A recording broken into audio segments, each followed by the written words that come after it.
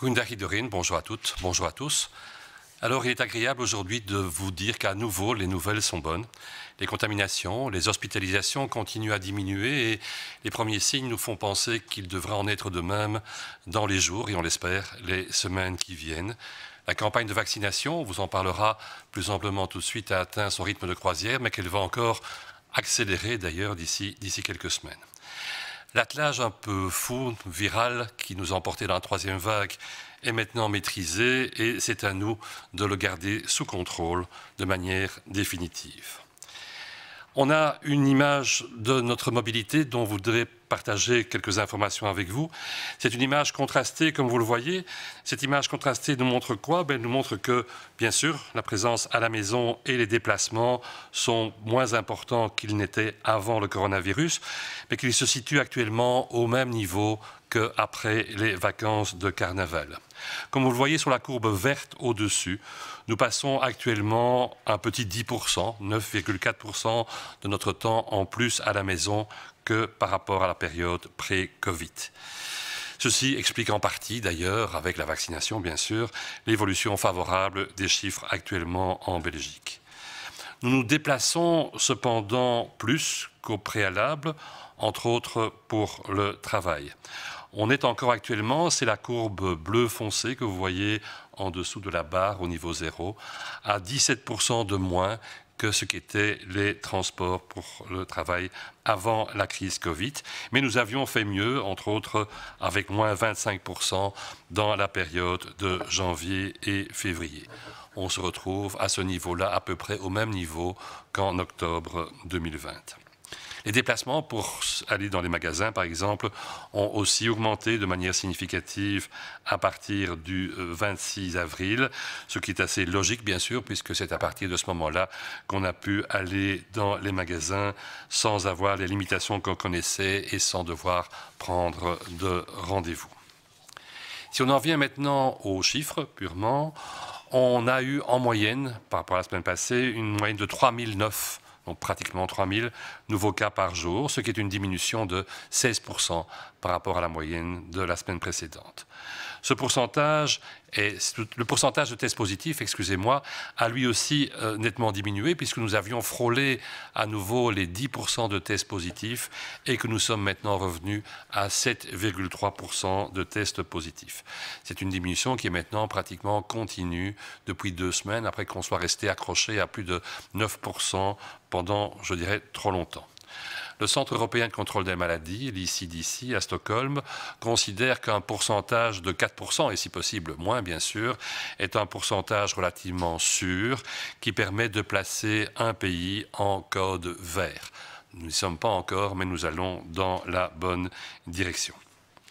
La diminution des chiffres dont vient de vous parler se manifeste dans tous les groupes d'âge, sauf chez les enfants, chez lesquels nous avons encore une augmentation de 22%.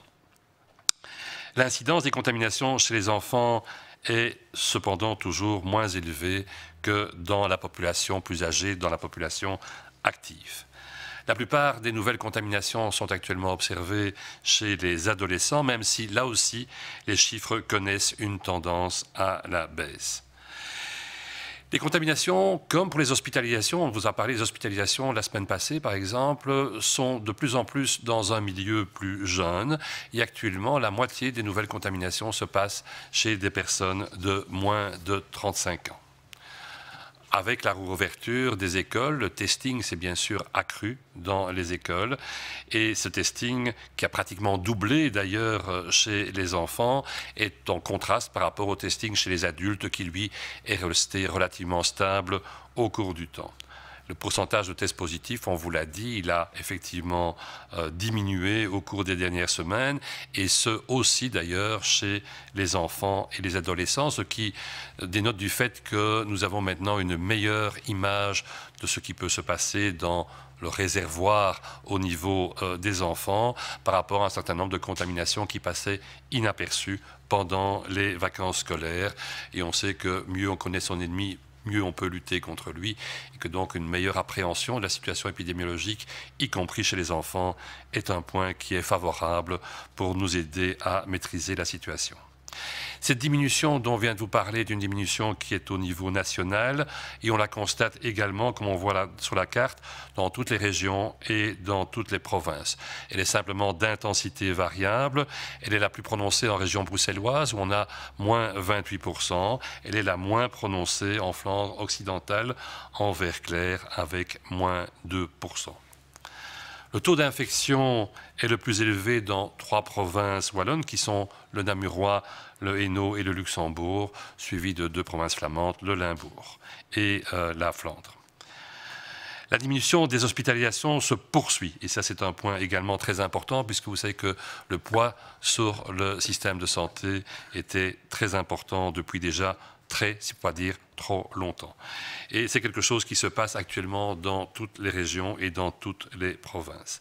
Nous avons eu en moyenne 192 nouvelles hospitalisations, donc on est vraiment passé clairement sous les 200 hospitalisations par jour, ce qui est 13% de moins que la semaine précédente où nous en étions encore à 221 hospitalisations en moyenne.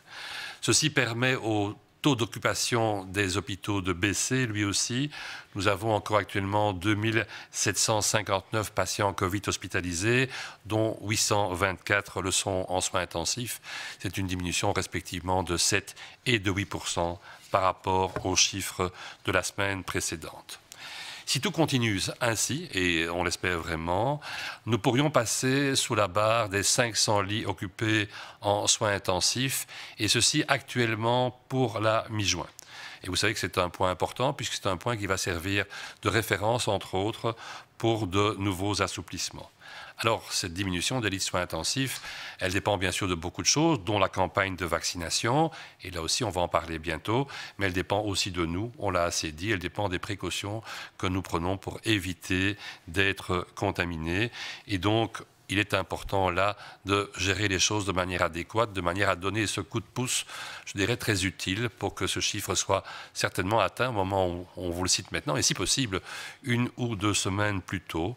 Il est clair qu'on va pouvoir bientôt se revoir en extérieur, dans notre bulle habituelle, je dirais, d'une dizaine de personnes, puisqu'on sait qu'on peut être 10 personnes à l'extérieur, mais prenez plaisir à le faire, mais aussi prenez plaisir d'une certaine manière à garder les distances, à avoir les gestes barrières de manière à éviter que les contaminations ne repartent à partir de cette nouvelle situation. Enfin, pour terminer, et de manière brève, nous sommes actuellement dans une situation où le nombre de décès est très stable. Nous déplorons toujours en moyenne 39 décès par jour. Et vous l'avez constaté, c'est un chiffre 39-40 décès dont nous ne quittons guère le niveau depuis un certain temps. Merci pour votre attention.